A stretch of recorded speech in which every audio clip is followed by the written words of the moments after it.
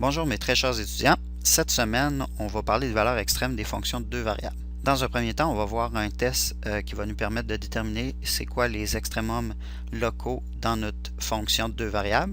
Ensuite, on va parler d'extrémums absolus. Et finalement, on va trouver encore des max et des min, mais lorsqu'on a une contrainte avec la méthode qu'on appelle des multiplicateurs de Lagrange. Dans un premier temps, on va se situer en deux dimensions pour rappeler ce qu'on a déjà vu en YA. Je vais donc considérer une fonction quelconque f de x.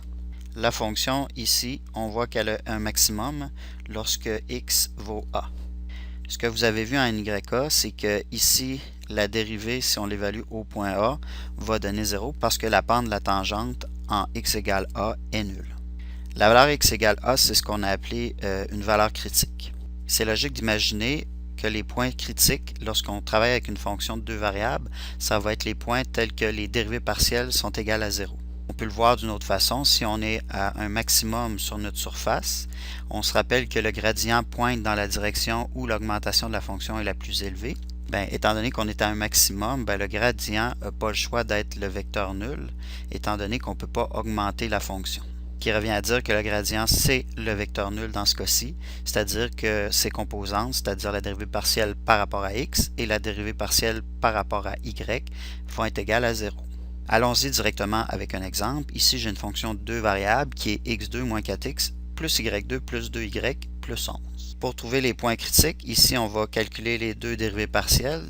D'abord, la dérivée partielle par rapport à x va nous donner 2x moins 4. Et notre dérivée partielle par rapport à y va nous donner 2y plus 2. Si on met ces deux dérivées-là partielles par rapport à 0, on se rend compte qu'il y a un seul point qui est critique lorsque le x vaut 2 et lorsque le y vaut moins 1. Ça signifie que ce point-là peut être soit un point où on atteint un maximum, un minimum, ou il y a une autre possibilité qu'on va discuter un peu plus tard qui est ce qu'on appelle un point sel. Afin de déterminer ici la nature de mon point critique, on va réécrire la fonction. Je vais donc faire une complétion de carré. Donc ici, si je prends moins 4, je le divise par 2, ça donne moins 2. Carré, on va ajouter 4. Ensuite, j'ai plus y2 plus 2y. On fait une complétion de carré, donc je prends 2, je divise par 2 qui fait 1 au carré. Je vais ajouter à ce moment-là 1. J'ai mon plus 11. Et pour compenser les termes que j'ai ajoutés, je fais moins 4, moins 1. À ce moment-là, le x2 moins 4x plus 4 devient x moins 2 au carré. Le y2 plus 2y plus 1 devient y plus 1 au carré. Et les constantes à la fin nous donnent plus 6. On voit que ça va nous donner toujours quelque chose qui est plus grand ou égal à 6, étant donné qu'on a la somme de deux carrés, donc qui va donner du positif, plus 6. Ça va nous donner un minimum local en 2, moins 1. Donc ici, l'endroit où le minimum local est atteint, c'est au point 2, moins 1, et la valeur de ce minimum-là est de 6.